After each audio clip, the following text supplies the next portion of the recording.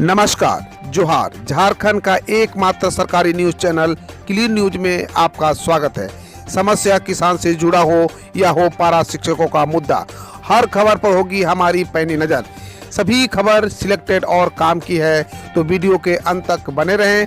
साथ ही आप न्यूज को किस गांव या शहर से देख रहे हैं, हमें कमेंट में ज़रूर बताइए। आज का लाइक हम 100 रखते हैं, उम्मीद है कि आप इसे पूरा करेंगे। और रोजाना पंचायत चुनाव का अपडेट पाने के लिए चैनल को सब्सक्राइब कर बेल आइकन को प्रेस करें। तो चलिए जानते हैं आज का मुख्य समाचार। कोडरमा सांसद अन्नपूर्णा देवी को मिली बड़ी जिम्मेदारी, उत्तर प्रदेश भाजपा चुनाव समिति का सब प्रभारी मनोनीत। कोडरमा की सांसद और केंद्रीय शिक्षा राज्य मंत्री अन्नपूर्णा देवी को पार्टी के केंद्रीय नेतृत्व ने बड़ी जिम्मेदारी दी है। उन्हें उत्तर प्रदेश में भाजपा चुनाव समिति के सह प्रभारी मनोनीत किया गया है। उत्तर प्रदेश में चुनाव को लेकर संगठन की ओर से विशेष तैयारी की जा रही है। वहां चुनाव में जातीय आधार बड़ा मायने रखता है। पिछड़ा खासकर यादव जाति का वोट भाजपा के पक्ष में करने के लिए अन्नपूर्णा की भूमिका कारगर हो सकती है। झारखंड के 5,85,000 शहरी नागरिकों के लिए पेयजल पूर्ति योजना का मार्ग प्रशस्त।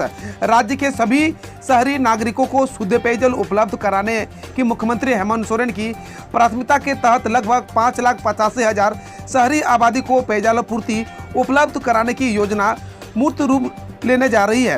राज्य के शहरी विकास एवं जलापूर्ति योजनाओं के क्रियान्वयन के लिए बुधवार को 8 सितंबर को नई दिल्ली में केंद्र सरकार, एशियन डेवलपमेंट बैंक, राज्य सरकार और जुटको के बीच 1168 करोड़ रुपए के ऋण समझौते पर हस्ताक्षर हुआ।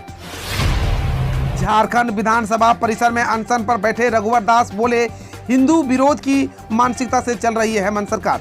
झारखंड की हेमंत सोरेन सरकार की हिंदू विरोध मानसिकता और तुष्टीकरण की नीति के विरोध में झारखंड के पूर्व मुख्यमंत्री रघुवर दास ने झारखंड विधानसभा परिसर में अनशन किया है। इस दौरान उन्होंने कहा कि तुष्टीकरण के लिए हेमंत सरकार ने संविधान की मर्यादा को भी ताक पर रख दिया है।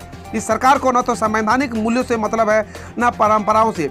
जब सरकार में शामिल कांग्रेस एक विधायक तालिबान का खुलकर समर्थन करता है तो यह सरकार की विचारधारा को दिखाता है। यही कारण है कि तुष्टीकरण को बढ़ावा मिल रहा है। नमाज के लिए अलग कमरा आवंटन कर हेमंत सरकार ने तुष्टीकरण की सारी सीमाएं लांघ दी है। खेती के लिए आसानी से मिलेगा 50,000 का कर्ज, नाबार्ड बना रहा है खास ग्रुप।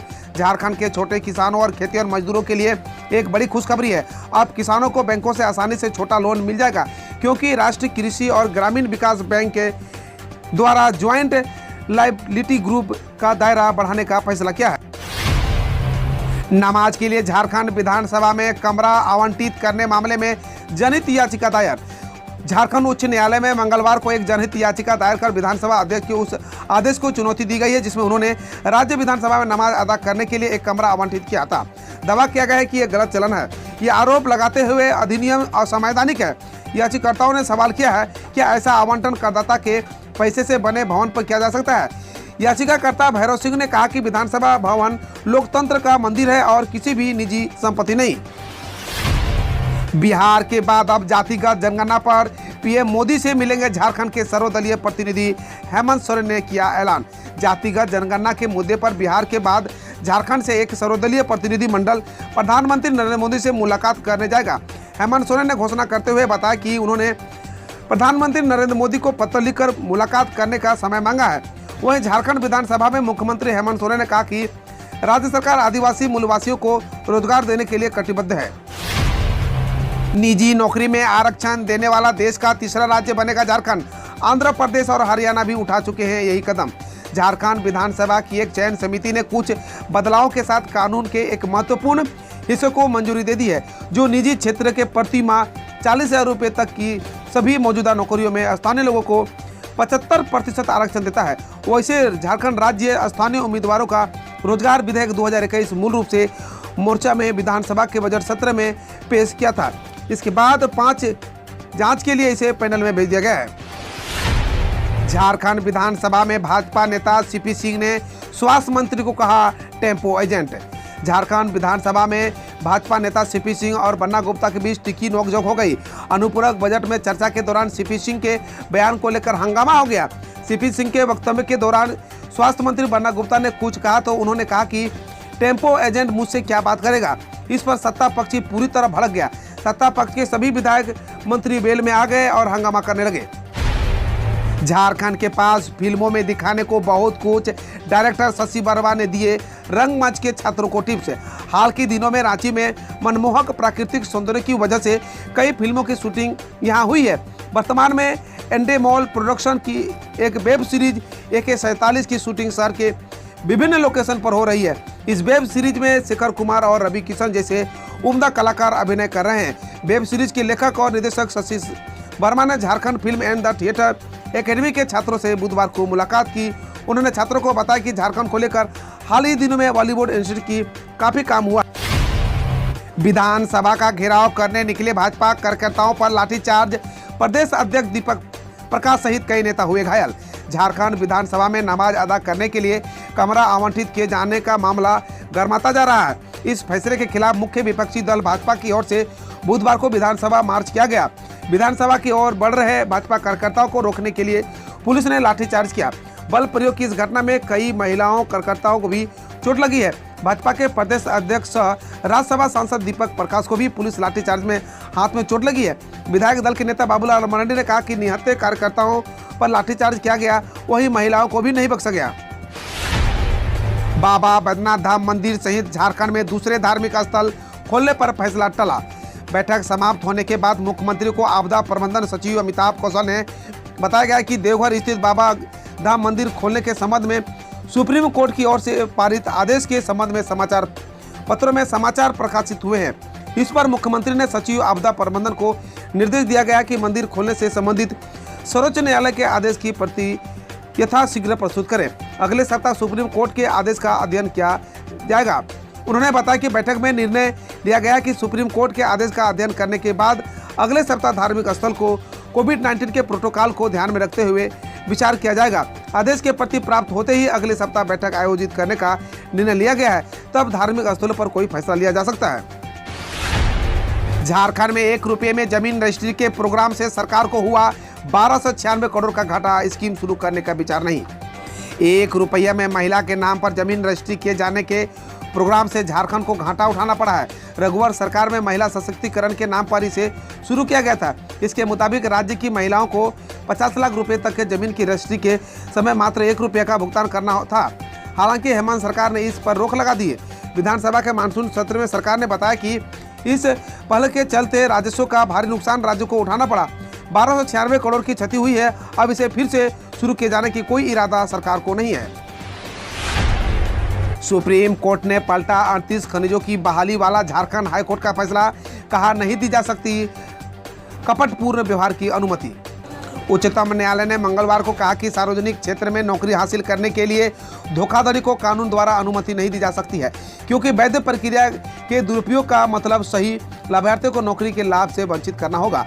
सार्वजनिक क्षेत्र के उपक्रम में सर्स भारत कोकिंग कोल लिमिटेड की एक इकाई की प्रबंधन की अपील को स्वीकार करते हुए यह फैसला झारखंड उच्च न्यायालय की खंडपीठ के एक आदेश के खिलाफ आया है। उच्च न्यायालय ने अपने फैसले में PSU में अनुसूचित जाति अनुसूचित जनजाति समुदाय के 38 खनिकों को बहाल करने के लिए कहा था। साथ ही उन्हें 50% पिछली मजदूरी का भुगतान करने को भी कहा था। झारखंड बिहार के छात्रों के पास जिला लोक अभियोजन अधिकारी बनने का मौका, निकली बम्पर वैकेंसी। झारखंड बिहार के युवाओं के लिए एक बड़ी खबर है। छत्तीसगढ़ लोक सेवा आयोग ने सहायक जिला लोक अभियोजन अधिकारी पद पर भर्ती के लिए आवेदन मांगे हैं। ऐसे में इच्छुक 7 अक्टूबर 2021 तक ऑनलाइन मोड के माध्यम से फॉर्म फिल कर सकते हैं। 20 जिलों में 24 घंटे में एक भी संक्रमित नहीं। रांची में 10 नए मरीज। झारखंड में कोरोना संक्रमितों के मिलने का क्रम जारी है। मंगलवार को 24 घंटे में 20 जिलों में एक भी संक्रमित नहीं मिला। जिन 4 जिलों में 14 संक्रमित मिले उनमें से 10 सिर्फ रांची से ही है। इसके अलावा बोकारो, पूर्वी सिंहभूम और साहिबगंज से एक संक्रमित मिले हैं। इस तरह झारखंड में कुल संक्रमितों की संख्या बढ़कर 3,47,989 हो गया है। खबर देश विदेश और देश की विभिन्न योजनाओं से। मोहन भागवत गुरुवार को आ रहे हैं बिहार, झारखंड भी आएंगे। संघ प्रमुख मोहन भागवत गुरुवार को पटना आएंगे। पटना में कार्यकर्ताओं के साथ बैठक के बाद वह झारखंड के लिए रवाना होंगे। करीब 11 घंटे में वे आधा दर्जन बैठकें करने वाले हैं। अपने दौरे पर वह सेवा सदन के निर्माण कार्य की स्थिति की जानकारी लेंगे। मोहन भागवत बिहार में संघ के कार्यों की समीक्षा करेंगे। इससे पहले वे फरवरी में पटना आए थे। असम में भीषण नाव हादसा, 100 यात्रियों से भरी 2 नाव टकराई, कई लापता। असम के जोरहाट में ब्रह्मपुत्र नदी में भीषण हादसा हुआ है। यहां 2 यात्रियों से भरी नाव के बीच भीषण टक्कर हो गया। हादसे के बाद कई लोग लापता बताए जा रहे हैं। दोनों नाव में करीब 100 लोग सवार थे। जोरहाट से सेनीमती हाट से यह घटना घटी है। एक नाव मजूली से सेनीमती की तरफ आ रही थी, जबकि दूसरी नाव बिल्कुल विपरीत दिशा से आ रही थी। मथुरा के बाद अब नोएडा में भी डेंगू की दस्तक, 4 बच्चों में हुई पुष्टि। उत्तर प्रदेश के मथुरा, फिरोजाबाद और बुलंदशहर के बाद अब डेंगू ने गौतम बुद्ध नगर जिले में भी दस्तक दे दी है। अब तक 4 बच्चों में डेंगू की पुष्टि हो चुकी है। हालांकि इनमें 3 स्वस्थ हो चुके हैं। एक डेंगू पीड़ित बच्चों का सेक्टर 30 चाइल्ड पीजीआई में उपचार चल रहा है। यूपी में बिजली उपभोक्ताओं को लेकर विभाग उठाने जा रहा है बड़ा कदम। जानिए क्या होगा फायदा और क्या हो सकता है नुकसान। यूपी की बिजली उपभोक्ताओं को लेकर अच्छी खबर है। बिजली से संबंधित शिकायतों के लिए उपभोक्ताओं को परेशान नहीं होना पड़ेगा। साथ ही बिजली बिल की इस समस्या से भी निजात मिलने वाली है। बिजली उपभोक्ताओं को अच्छी सुविधा देने के लिए विभाग ने नई व्यवस्था शुरू की है। इसके साथ उपभोक्ताओं की हर समस्या का हल तुरंत हो जाएगा। गृह मंत्री ने नाव दुर्घटना को लेकर असम के सीएम से की बात, हर संभव मदद का किया आश्वासन। केंद्रीय गृह मंत्री अमित शाह ने असम के मुख्यमंत्री हिमंत बिस्वा शर्मा से बात कर जोरहाट में हुई नाव दुर्घटना को लेकर जानकारी ली और उन्हें केंद्र की तरफ से हर संभव मदद का आश्वासन दिया है। एक अधिकारी ने कहा कि दुर्घटना का शिकार हुए नाव में तकरीबन 50 लोग सवार थे, जिनमें से 40 लोग बचा लिया गया है। भवानीपुर सीट पर उपचुनाव के लिए सीएम ममता 10 सितंबर को दाखिल करेंगी अपना नामांकन। पश्चिम बंगाल के मुख्यमंत्री ममता बनर्जी ने कहा कि वह भवानीपुर विधानसभा सीट पर होने वाले उपचुनाव के लिए है 10 सितंबर को अपना नामांकन दाखिल करेंगी। वहीं कांग्रेस पार्टी ने भवानीपुर सीट पर अपना प्रत्याशी नहीं उतारने का ऐलान किया है। गौरतलब है कि 30 सितंबर को भवानीपुर में वोटिंग होगी और 3 अक्टूबर को इसके नतीजे घोषित होंगे।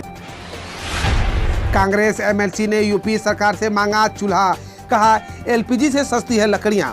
कांग्रेस एमएलसी दीपक सिंह ने एलपीजी सिलेंडरों की बड़ी कीमत को हवाला देते हुए अपने सरकारी आवास पर चूल्हा लगाने की मांग की है। बिल्डिंग प्रभारी से उन्होंने कहा, डाली बाग में मेरे आवास पर चूल्हा लगवाइए, क्योंकि एलपीजी की तुलना में लकड़ी और कोयला सस्ता है।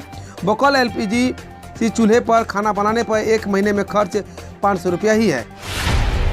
वित्त राज्य मंत्री ने कहे कि भारत का फिनटेक बाजार 2025 तक 3 गुना बढ़कर 6 लाख करोड़ का हो जाएगा। वित्त राज्य मंत्री भागवत के कराट के अनुसार भारत के फिटनेस बाजार का मूल्यांकन 2025 तक 3 गुना बढ़कर 6 करोड़ 20,400 हो जाएगा। उन्होंने कहा कि सरकार की विभिन्न नीतियों से उनकी वृद्धि में सहयोग किया है। बकौल कराड भारत में वित्तीय प्रौद्योगिकी की स्वीकृतिकर्ता मार्च 2020 में 87% थी, जो इस मामले में देश को उभरते बाजारों में अग्रणी मानता है। उत्तराखंड की राज्यपाल बेबी रानी मौर्य ने राष्ट्रपति को सौंपा अपना इस्तीफा। उत्तराखंड की राज्यपाल बेबी रानी मौर्य ने राष्ट्रपति रामनाथ कोविंद को अपना इस्तीफा सौंप दिया है। गौरतलब है कि 2 दिन पहले उन्हें नई दिल्ली में गृह मंत्री अमित शाह से मुलाकात की थी। इसके बाद से ही उनके इस्तीफे की अटकलें लगाई जा रही थी। वह राज्यपाल के तौर पर अपने 3 वर्ष पूरे कर चुकी हैं। अब खबर खेल जगत से। गेंदबाजों की ताजा टेस्ट रैंकिंग जारी, जसप्रीत बुमराह हुआ 1 स्थान का फायदा। आईसीसी ने गेंदबाजों की ताजा टेस्ट रैंकिंग जारी कर दी है, जिसमें भारतीय पेसर जसप्रीत बुमराह 1 पायदान ऊपर चढ़कर 9वें स्थान पर पहुंच गए। इंग्लिश पेसर जेम्स एंडरसन को 2 स्थान का नुकसान हुआ है और वे अब 7वें स्थान पर हैं। ऑस्ट्रेलियाई पेसर पैट कमिंस शीर्ष पर है और भारतीय स्पिनर रविचंद्रन अश्विन दूसरे स्थान पर बरकरार हैं। हम रोज ऐसे ही न्यूज लाते रहेंगे, तो यदि आपने अभी तक क्लीन न्यूज को सब्सक्राइब नहीं किया है तो पहले फटाफट सब्सक्राइब कर लें, साथ ही बेल आइकन को दबा दें ताकि कोई अपडेट मिस ना हो।